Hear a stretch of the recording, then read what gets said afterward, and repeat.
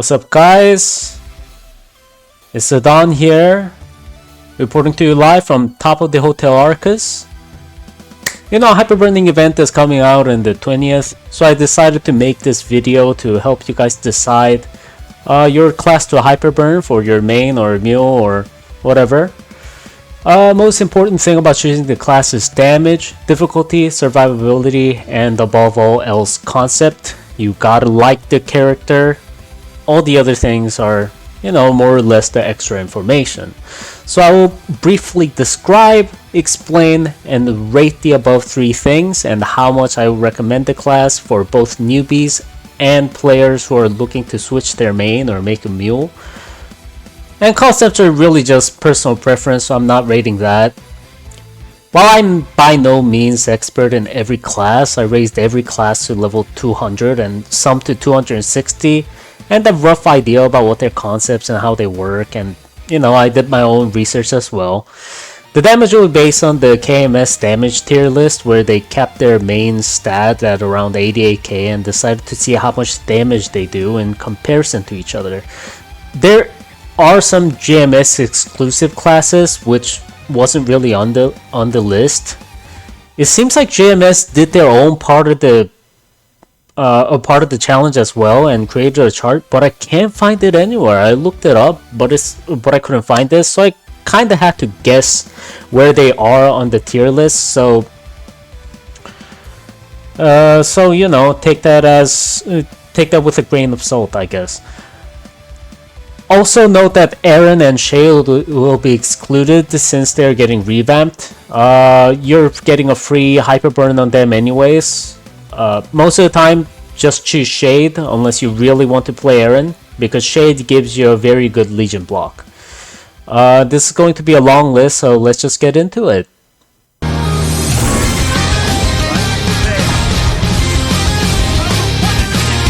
First of all, let's start this list out with Hero. He has a low to mid damage range, kind of falls under that range. It is an easy class to play, you just gotta slap around your flaming sword most of the time. Have invisibility skill with 25-second cooldown, so definitely good in terms of survivability. The hexagonal, kind of standard good character with no downsides or upsides really. No risk, no return kind of character. I would recommend it.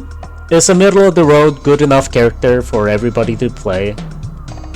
Paladin, it is my main class, so I'm gonna be a little bit biased, but I'll try not to be. It falls under the low to mid damage range. Easy class to play with burst reliant deal cycle. Just use blast outside of the burst, and when the burst happens, the burst itself is really simple to do. Have passive damage reductions and invincibility, so great survivability. It is definitely more of a party friendly class though. It has utilities for difficult raid bosses. I would highly recommend it, and if you have a party to join, even better. And then let's talk about the Dark Knight. It falls under the mid to high damage range. Easy to low difficulty in terms of play. You still need to manage your darkness aura stacks, though it's really not that hard, to be quite honest. It's the extra things that you need to worry about. It has a lifesteal active skill, so along with reincarnation skill, which gives you an additional life, so like gives it a pretty good survivability, I say. Need a cooldown hat, higher the better, so it's definitely not really newbie friendly. I would still recommend it, but not for newbies, you know. So like for like other people who are looking to build a mule or, you know, switching their main, I would definitely recommend it. Dawn Warrior, lowest tier damage, is really having a rough time at the moment. It is definitely easy class to play though. Good enough survivability skill, but invincibility skill does force you to move, so it's kind of a mid, I think, in my personal opinion. It does have like a burst with 40 seconds long duration.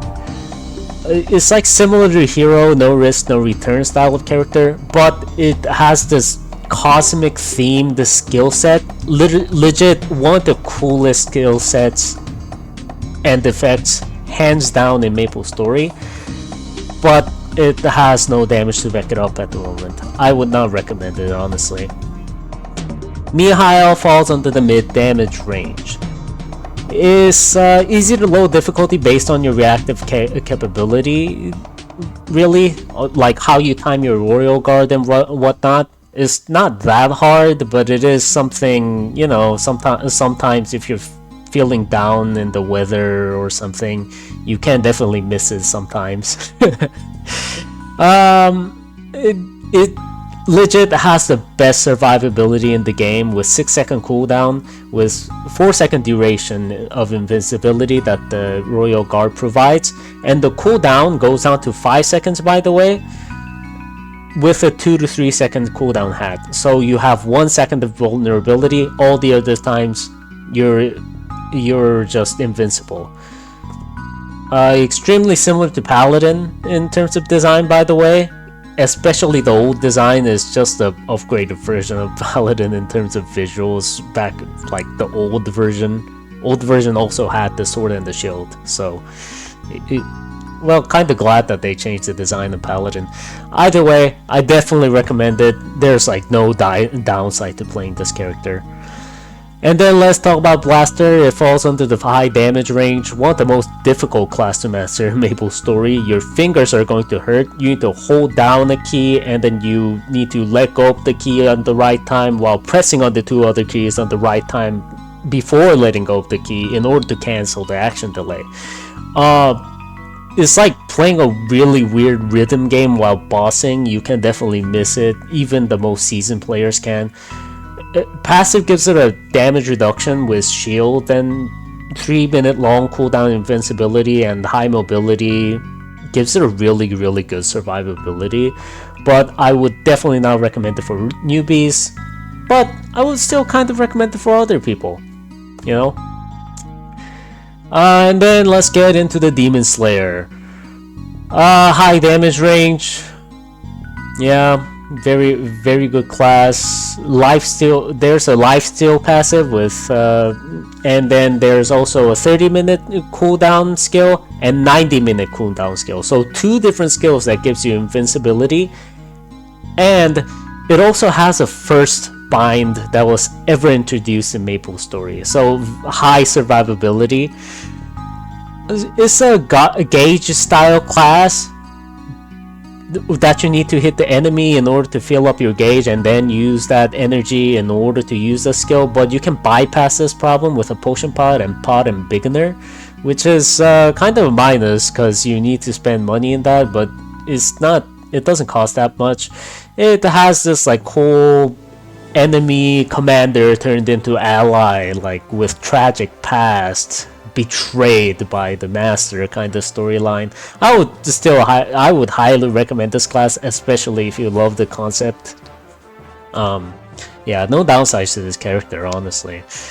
Let's talk about the Demon Avenger. Demon Avenger has the highest damage range, but it comes to the twist. Now, the lifesteal and damage reduction gives it a high survivability, but he does more damage the less health he has. It's a high risk, high return style character, so all the insane damage comes from 29 level in Demonic Frenzy, along with Ruin Force Shield that increases the incoming damage by 25%, which basically, like, if the boss grazes you, you die. You know, but with 30 level in Demonic Frenzy and Princess Snow Shield, it's kind of a low risk mid return kind of character, so you can kind of customize your difficulty of this class if you really want to. I mean, you will eventually need to get the Ruin Force Shield, but it is a grind game and you need the Princess Snow's Shield on it with a legendary potential for liberating Genesis weapon anyway, so I would definitely recommend it for Mule or whatever the hell if you ever would need to switch. It's a great Mule class. So, and then let's talk about Kaiser. Falls under the mid damage range.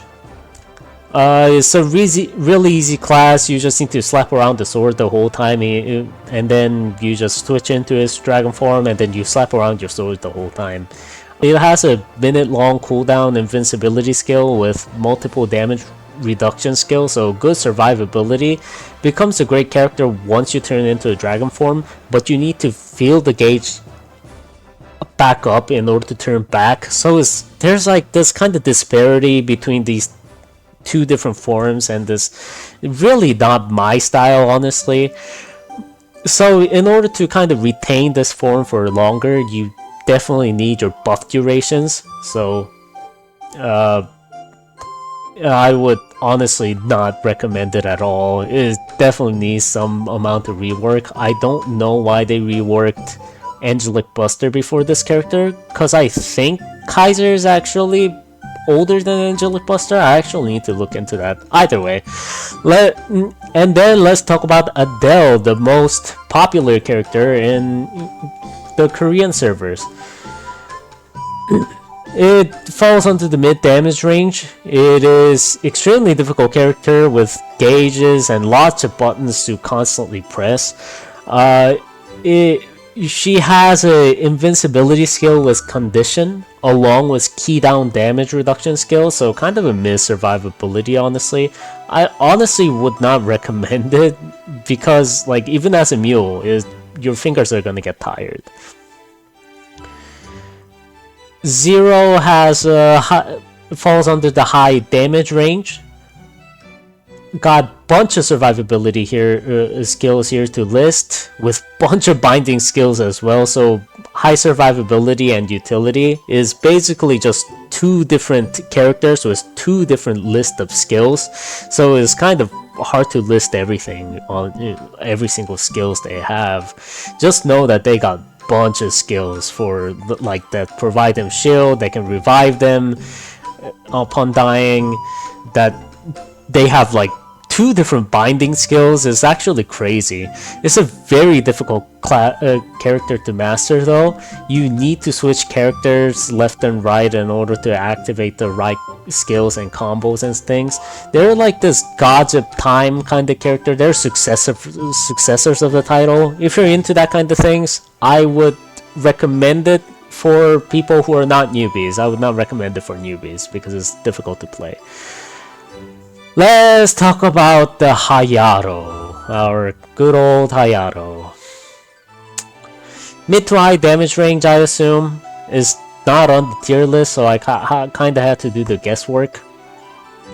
They have a permanent life steal with 90-second long invincibility skill with good mobility, so a high survivability, by the way. However, damage is kind of reliant in this Iajutsu stacks and Princess Akuno's blessing, so getting all those skill cores to max level is almost required, since they buff final attack. Most skills don't really buff final attack, at least not by this much. Iajutsu stacks buff it by so much because they don't have final attack passive. I honestly, it's one of the really difficult class to master within master, and it is a cool samurai character with cool katana skills, so you're kind of into that, sure, but I really wouldn't recommend it. It really needs a serious rework. And then we are finally getting into the mage classes. Let's talk about the fire poison mage. It falls under the mid to high damage range. Easy to low difficulty. Some skills do things when you use them after one another, but that's just something you just have to remember. It doesn't really have any kind of survival skill aside from teleport and ethereal form, so low survivability, I say. Needs a cooldown hat. You need to mash on multiple buttons while bossing, so a little bit more difficulty there, but really not that much. I wouldn't recommend it for newbies that much, but I would definitely recommend it for others due to high damage you can do. And then let's talk about the Ice Lightning Mage. Mid damage range, There's legit just no difficulty to this class, especially not anymore with the upcoming patch. You just need to use the Chain Lightning and Frozen Orb. Got a lot of buffs and updates to the skills that just makes the buff simple and powerful. And has a super stance. Freezing Breath comes with a bind and invincibility with 2-minute cooldown, so a mid kind of survivability honestly, but I would highly recommend this class for anybody who wants to try it. And then let's talk about the Bishop. Bishop, it falls onto the mid damage range, has multiple different healings and survival skills, which makes this class have high survivability. They have a great amount of utilities that definitely makes this class party friendly. It was legit the best party friendly class before the upcoming patch, so up until now. Low difficulty in soloing, but mid to high difficulty while partying, since you gotta manage the entire team if you're the supporter, so that's just something that you have to be mindful of. Buffs are getting nerfed in the upcoming patch for Bishop, but Bishop was broken before. Essentially, before you could basically join the raid boss parties with lower stats, just because of the buffs you could provide. The new patch just makes that impossible and have the right stats for the right bosses, which just goes for every other classes. So it's just making things normal. It doesn't make the class just unplayable. The class is just now kind of getting okay, now it's good, not busted. So you also got to be mindful of 2 different modes, by the way, that sets up debuff, that sets up buff. Like there are 2 different modes to it. So just set up your Holy Fountain and then do your Angel Ray. That's what the class does while bossing on solo. So yeah, I would still say it's a great class to play, to be quite honest. And then let's talk about the Blaze Wizard. Blaze Wizard also falls under the lowest damage category. Cygnus Knight, not good, looking good. You summon the fire animal and jiggles around this fire orb and whatnot. Is mid to kind of high difficulty though. Burst has this like weird stacking condition, so has invincibility, super stance, and ethereal form, so a mid kind of survivability. Synergy is nerfed. Was the good class before, even worse now, so I would not recommend this class to you guys. They need to buff this class. And then let's talk about the Battle Mage. Battle Mage also falls under the lowest damage category. What is wrong with the mages? You have to use your summons well to sustain this debuff thing. So kind of falls under the mid difficulty.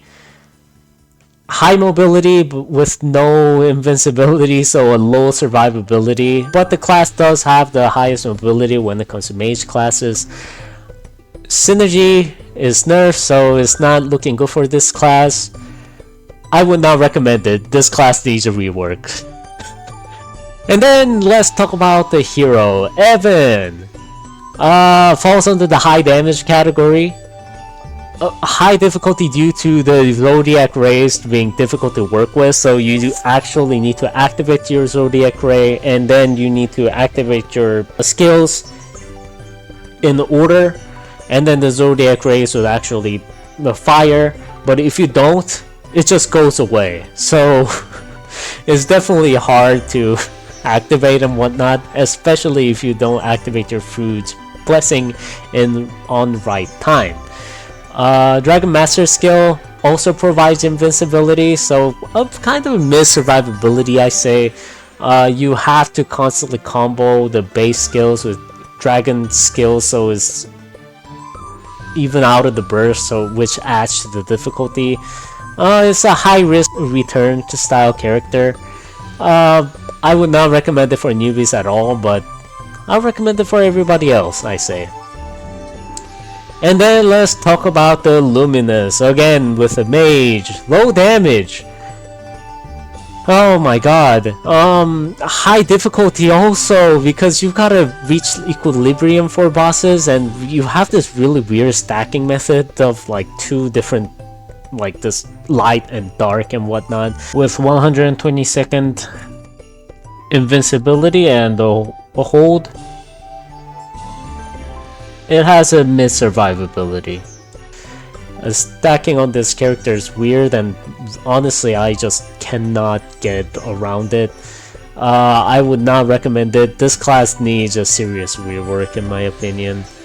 And then let's talk about Illium. Illium falls under the mid damage category. Kind of mid difficulty since you need to manage the crystal gauge, but it's not as hard as people think it is. High survivability due to high mobility the gauge provides. You can kind of fly around with it, and there's like 3-minute invincibility skill that provides you with 10 seconds cooldown, and you just basically summon the mechs around the orb, and then you just attack with the javelin outside the burst. So yeah, I would honestly just recommend it. Lara also falls under the mid damage category. Low to kind of mid difficulty, I say, but there are some strange RNG elements with the veins. You gotta activate the veins and things like that. You can't really control where they are and which ones there is, and also you need to mash on a lot of buttons. Mountain Embrace does provide the damage reduction, but that's about it, so I say it's a low survivability. It's very cute with like cutest skill sets, and is also getting a lot of buffs in the upcoming patch. I would honestly recommend this class. Very good class, honestly. And then let's talk about the Kinesis. It also falls under the mid damage category. Mid difficulty because you need to work with a gauge instead of mana, like some of the other classes. Mid survivability with 2 minutes cooldown, invincibility.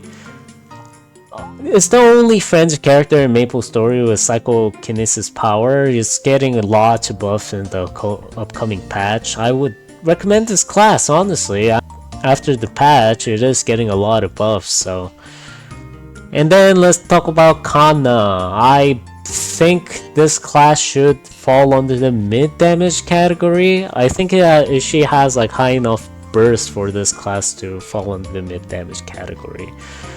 This class is also similar to Hayato. You have cores you are required to max before making this class even usable. Mid to high difficulty because you need to know which skill to press in order for the burst. Otherwise, it kind of like, you know, makes the skill useless. So not a great downside to have for the class. Lots of supports and utility skills, but there's this weird thing. So the base attack for this class, you slap your fan around 3 times, but you actually need to finish slapping around 3 times before you are able to teleport, which is so stupid. So I'm giving this class a low survivability. Also, another caveat, you cannot hit the max attack speed. Like 9 is the max for this class. Yeah, just note that. I would not recommend this class. Needs a serious rework. And then let's talk about Lynn. This is another class that I also had to guess. I say this class falls under mid damage category. Low difficulty, just gotta keep hitting them with the bear and then use the skills in order. It's just a high survivability due to constant healing. Like there's like 2 different healings, and you can basically use them one next to another because they don't share the cooldowns. And then she has insane mobility. The bird carries you around. You can step back. You can like just zoom across the maps. It's really insane, honestly. It's a great rework for Beast Tamer, though I am going to miss the old Beast Tamer. I would honestly highly recommend this class for anybody. we're finally getting into the archer classes. Let's talk about the Bowmaster first of all. Bowmaster, it falls under the mid damage category. It has legit the lowest difficulty in all of classes. You just need to press down the hurricane and just move around. It's like a long burst duration character, so you just press some buttons and then you just kind of just keep doing the hurricane, and that's just it. High survivability due to lifesteal. There are other classes who has lifesteal, but this class just uses lifesteal so well because when so many arrows just goes after the enemies, it has such a high chance of proccing the lifesteal that this class is just insane with the lifesteal. Not to mention, this class can set up a portal for it to just teleport whenever it feels like it's in danger. So I would highly recommend this class. Just definitely recommend this class. And then let's talk about Marksman. Marksman falls into the mid damage category. Also, low difficulty. You just gotta keep sniping. Like, is really not that difficult to play this class at all. High survivability due to the insane range. In fact, I think this class has the highest range, along with arrow illusion that taunts the enemy and the portal. It shares the same portal that the Bowmaster has. Great buffs coming as well, so great class overall. I would definitely recommend this class for you guys. Another 5 out of 5. Pathfinder, mid damage, mid to high difficulty, since you gotta constantly transition from one mode to the next. There's 3 different modes, and it changes what the skill does depending on what mode you're in, and you gotta like transition from one to another. There are formulas for this, so it's not as difficult as you think it is, but it is still something. So yeah, it does have a 60-second cooldown on damage reduction skill with 2-minute cooldown invincibility, so kind of a miss survivability, and I honestly would not recommend this class. And then let's get into Wind Archer. Wind Archer is getting a huge amount of buffs in this particular update. It does fall under the mid damage category. Low difficulty is really just a green Bowmaster at this point. Now it's just basically this main skill just turned into a hurricane. It's they have a 45-second cooldown reduction, so good enough survivability, I say. I would highly recommend this class also. And then let's talk about the Wild Hunter. Oh no, for this particular class, it's really looking bad. Has the lowest damage in terms of damage category. High difficulty is not complicated, but you just have way too many buttons to mash. According to people who have tried this class out, they are saying that they need another hand in order to play this class. So yeah.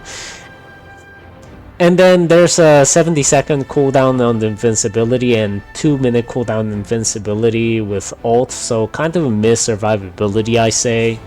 Too long of a cooldown for me to say this has good survivability. Also, you need to mount off the Jaguar during bossing, which is just so stupid to me.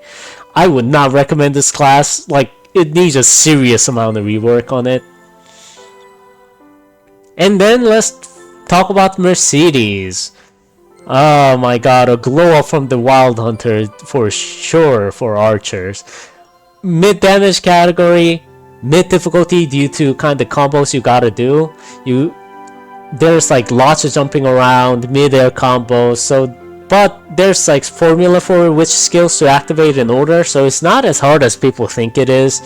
70-second cooldown on invincibility with Sylvidia's damage reduction, and Fridge Blessing and high mobility gives this class high survivability. I would highly recommend this class. A great class. for you to play. And then let's talk about Kain. Kain falls into the mid damage category. I would also give this class a mid difficulty because you gotta use right skills in order. You gotta possession buff this skill and then use the execute skill for the extra final attack buff and additional hits. It's a burst reliant class, falls under there, so you gotta know how to burst for this class. There is also 40-second cooldown invincibility skill, so a mid to good kind of survivability, I say. It's just a base character that looks good without the premium coupons, by the way, so a good class to begin with if you care about the looks. I would not recommend this class, but if you do, learn a bit more before entering. And then let's get into the thief classes. People's favorite due to high mobility they provide. And before getting in, I should talk about the thief explorers. They all have dark insights, meaning that you basically can just avoid the meteor, which adds a little bit of extra survivability to their class. When it comes to Night Lord, well, it does fall under low damage category. It's a pure burst character, not difficult to learn at all, but the class has no survival tool aside from Dark Side. And the Ready to Die skill honestly gives this class just like even reduces on the survivability factor. Has a great mobility, but since he's a thief class, but aside from that, really just it is a really popular class though in general, so it's a lot of tutorials online, so he has that going for it. I honestly would not recommend this class unless you know a player who's a Paladin. He definitely got your back. You want the Paladin to go along with it, this particular class. And then let's talk about the Shadower. Shadower falls under the mid damage category. You gotta press on two different skills called Meso Explosion and Assassinate constantly, so it's kind of mid difficulty. It's not hard to learn, but hard to do in practice. Like your fingers are gonna break. It's a pretty good survivability due to smoke bombs, damage reduction, and trick blades, and good mobility overall. Classic rogue style character that's getting great buffs this patch, so if you really want to play this class, I would recommend this class a lot. Let's talk about the Dual Blade. Was supposed to be the upgrade version of the Shadower, by the way. Old Maple Story was a different game back then. Falls under the mid damage category. You need cooldown hatch to use two skills constantly, but it's not that difficult, so low to mid kind of difficulty. Has a great survivability due to 45-second cooldown and 90-second cooldown invincibilities, Vital Steal skill, Life Steals, and Asura Guard, and the good mobility. So, but honestly, I really kind of can't recommend it. There are some downsides to this class, to be quite honest. It kind of flipped with the Shadower from back in the day. Now, let's talk about the Nightwalker. Falls under the mid damage category, high in terms of DPS and burst, and just overall just an easy class to play, to be quite honest. A great survivability due to Ravenous Patch, Lifesteal, Vitality Siphon, Shield, Shadow Slip, Extra Life, and Rapid Evasion, which just automatically activate Dark Sight, so that's just such a good this is such a good class. Yeah. 10 attack speed also definitely helps over here in the GMS. I would definitely recommend this class for you guys. Xenon falls under the high damage category. Difficult to tinker with skills that just feels old, by the way. But does high damage, so he's really popular in Korea right now. I would give it a mid to high difficulty though. He has a 50-second cooldown, invincibility skill, and a 165-second keydown cooldown. So yeah, pretty good survivability. It doesn't really have this like double jump. I mean, it does, but it's kind of low. People use diagonal jump because that has a higher distance, which is crazy. Cool aesthetics, but personally not for me. And all stat percentage is required for this class, so not newbie friendly at all. And I would not recommend this class. I honestly think this class needs some rework, but definitely does good damage this meta though. And then let's talk about Phantom. Phantom has low to mid damage. It's getting great buffs this patch, along with some rework on the skills. They're getting fixed. Relatively easy class to learn, but you also could need to learn which skills to steal. So like kind of a low to mid difficulty, I say. Extra life and a 30-second invincibility skill gives this class a good survivability. Not to mention you can also steal skills, other survivability skills if you really want to. This class, by the way, is like kind of like the Iron Man and Batman of the heroes. He's really rich. He provides the ship and everything. He's a fancy magician-styled thief. Yeah, but I would not recommend it. This class needs a little more rework, I think. And then let's talk about Cadena. Falls under the high damage category. One of the most difficult class to master alongside Blaster, in my opinion. Like, since you have to cancel the basic attack skill and then you have to cancel the movement that comes with most of the skills, so most of the time you're constantly need to be canceling the action like twice in a single attack. So, but if you combo, you are getting that 25% damage reduction along with 45-second cooldown on invincibility. That gives this class a pretty good survivability if you know what you're doing.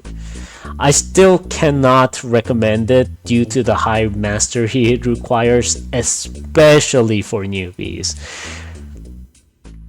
And then let's talk about Khali. Khali does have a mid damage. Has a mid to high difficulty due to having some hex combos with skills with some extra hits and whatnot, but it's not that difficult as you think it is. Good survivability due to 75-second invincibility with high mobility. I would still recommend this class though, because now it's been buffed and it kind of deals like significant enough damage. And now, let's talk about Hoyoung. Hoyoung falls under mid damage category. High difficulty since he has two different gauges you need to worry about, along with kind of difficult burst. With 20-second cooldown, invincibility, revive, and a bind, this class definitely has great survivability. Really cool effects, kinda similar to Kanna, except more Korean themed than Japanese. I honestly would just recommend this class if you really want to try this class. Last but not the least, let's finally get into the Pirates category. Let's talk about the Buccaneer. Buccaneer has low to mid damage range. Really just low difficulty. Not much things to learn about this class. It's really straightforward class. Has mid survivability with 25% damage reduction, no invincibility, but high mobility. You also gotta kinda hit close. It's like a close combat kinda character, which doesn't really help with the survivability. That is why I gave it a mid kinda survivability, even with like great mobility. It's still a great class to start with, so I would still highly recommend this class to you guys if you ever want to start. Let's talk about Corsair. Corsair definitely falls under the low to mid damage category. I would say this class kind of falls under the high difficulty because you need to manage like the number of summons. A significant chunk of your damage also comes from your summons. So yeah, great survivability due to 30-second cooldown on invincibility, and assemble crew skill being an instant super stance, along with great mobility. By the way, you can kind of like do this jump thing, you can stay in air for a bit. If you want to play One Piece and Maple Story, this is a good class to choose. I honestly cannot just recommend it for everybody, but honestly there's no class like this at all in Maple Story, so if you want to, really go for it. And then let's talk about the Cannoneer. Falls under the low damage category. It definitely is kind of burst based, easy to mid difficulty due to some cooldown issues on some skill.